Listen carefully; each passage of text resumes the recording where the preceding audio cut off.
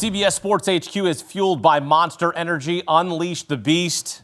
And Justin Gaethje unleashing the beast for all to see once again. The highlight in an epic fight against Paddy Pimblett. BC, that fight was awesome.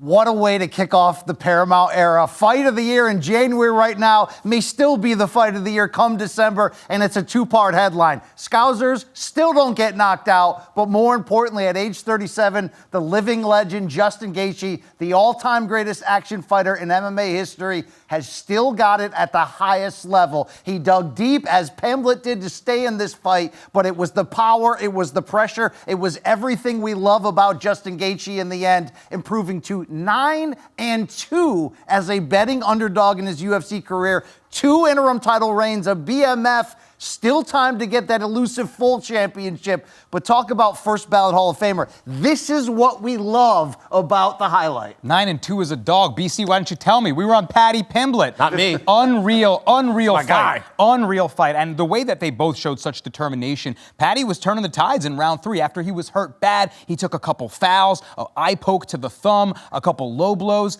And even still, he was really battling through with his striking. We thought the grappling would lead the dance for Paddy Pimblett. He didn't even shoot a takedown to the 5th round. And at that point, the damage had accumulated too much for his jiu-jitsu to mean anything. So, you know, you may critique the game plan, but Paddy Pimblett's striking was still much improved, and his toughness was all there. It was a great fight. And we thought right there in the first round, Gaethje had him. There was an eye poke to the left eye of Paddy Pimblett.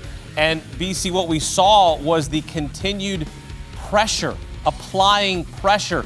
The thumb to the right eye was not caught. So there was that pressure from Gaethje that just kept coming.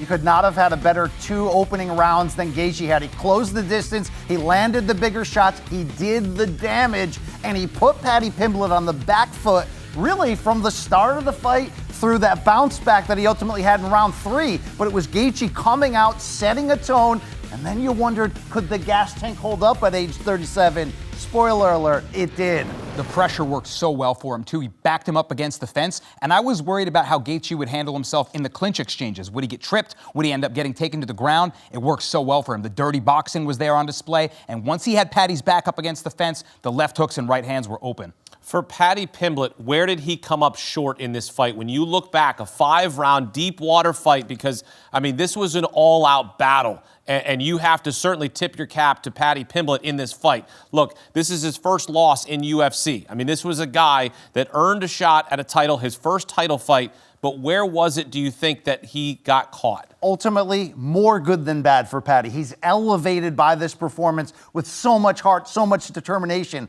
But where did it go wrong for him? Right off the start, allowing Justin Gaethje to do what he does well, break through your guard, land the big power shots, back you up to the cage consistently to really close the room for Paddy, who had a speed, had a length advantage, but really wasn't able to use it. But one thing, Danny, I heard you saying all night long is, where's the wrestling from Paddy Pimblett? Where's the setups to get a submission, which is the biggest hole in Justin Gaethje's game, if we're being honest? That was never there. Not even close. He didn't even attempt it. I don't know if maybe he was trying to prove to some people that I'm not just a grappler, I'm a striker as well. And his striking did look a lot better, but it put him in a reckless position. Hey, he was willing to brawl in there. You don't want to brawl with a brawler. Don't punch with a puncher. Gaethje outbeat him. BC, when you look at Justin Gaethje and the career that he's had, a fight like this means what for him? It's another chapter of the all-time greatest action fighter that we've ever seen. But the fact that he did this at 37. Yeah. Look, Ilia Topuria is the full champion in this division. We wish him a quick welcome back from the personal issues that has sidelined him. But Justin Gaethje has been saying for more than a year, I'm only going to continue fighting if I can get a title fight. He got an interim title fight right here, and talk about a stage, T-Mobile Arena, kicking off the new year, kicking off the Paramount era. And an underdog once again against a younger fighter who was peaking and streaking. What does Justin Gaethje do, though? He digs in and shows you that warrior spirit. That's why people love him. This was an absolute war of attrition, the kind of fight that breeds new fans. Yep. This is what we watch for right here. And Justin Gaethje's ability to continue to author these type of classics at the highest level, That's what legends are made of. Well, he was asked about that at the press conference, about being a legend. And Danny, he goes, I'm still in this. Like let's not talk about me like I'm going to retire here. Yeah, there was some speculation that he was going to put his gloves in the middle of the octagon. There's some thoughts from his camp, but he reminded everybody that, yeah, I'm 37, but I'm still going to let you know that I'm the highlight. He's not a mantelpiece that you're polishing right now, right? Like and Trevor Whitman, you said it, his own coach said that it looks like it's going to be maybe the last ride, perhaps if he can't get it done. He got it done, and even before that, Gaethje had walked those comments back. So let's not look at him like this used to be, this was my favorite fighter. It could still be your favorite fighter because he's going to be in more fights. I think he wanted to make a statement here, of course, getting a chance to fight on the White House card, right? And we heard Paddy Pimblett leading up to this fight saying he's not going to take another fight in January or February. And BC and Danny, you know as well how much these guys are creatures of habit.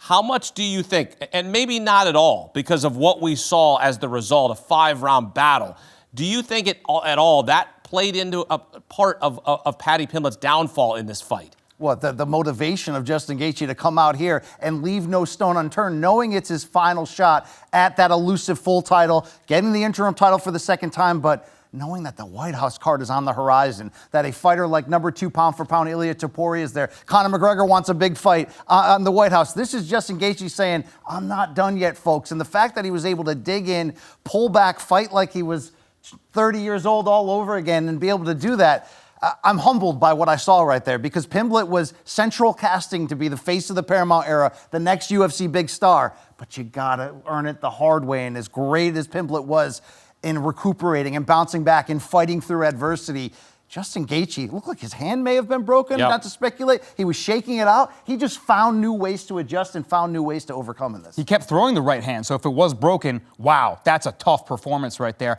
I'm asking myself, what's up with Paddy at lightweight now, right? Because we have Gaethje now, the interim lightweight title holder. Ilia Topuria is waiting in the wing. I mean, he's the boogeyman. Everyone's horrified of this guy. He could beat everyone in 2 divisions, it feels like, right now. And Arman Tsarukyan is a lot of people's rightful next title challenger.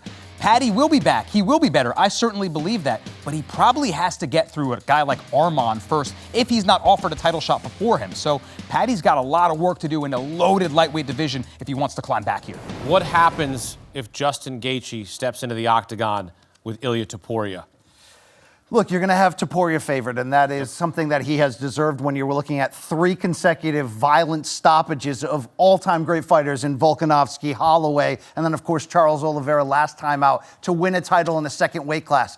But you cannot count out Gaethje after a performance like this. Maybe it was that motivation in Gaethje there's nowhere else to go here but forward. This is my last chance at the top. He's going to have that same motivation once again. Topuria will be favored. He's got the best boxing I think we've ever seen in the octagon. But if Justin Gaethje can close distance, land those heavy calf kicks, begin to club you with those shots, especially in the early going, he may put you in trouble. And when you're in trouble against Justin Gaethje and your back is to the cage wall, that's the worst place to be in all of UFC. What is Justin Gaethje as an underdog in title fights? 9-2. Why do we bet him? So there you go. This fight was dubbed Violence versus Vibes. Violence wins again. You should take a look at the lightweight division rankings.